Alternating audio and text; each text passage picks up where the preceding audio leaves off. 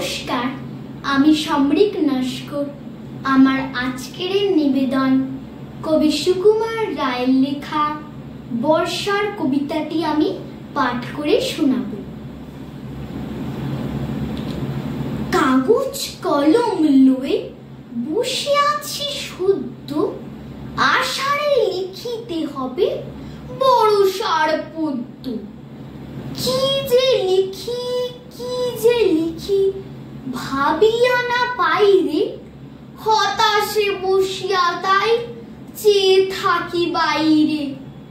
সারাদিন ঘন ঘটা কালো মেঘ আকাশে, ভিজে ভিজে পৃথিবীর মুখখানা ফ্যাকাশে।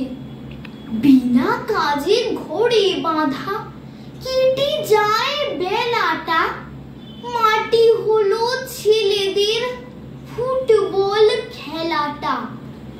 আফিসের বাবুদের মুখে নাই ফুর্তি, ছাতা কাঁধে জুতো হাতে ভেবা জায়গা মূর্তি।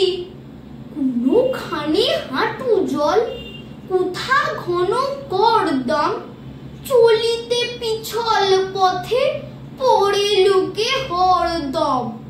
বেনিদের মহাসভা আহ্লাদে গদগদ, গান করে সারা রাত অতিশয় বদখদ।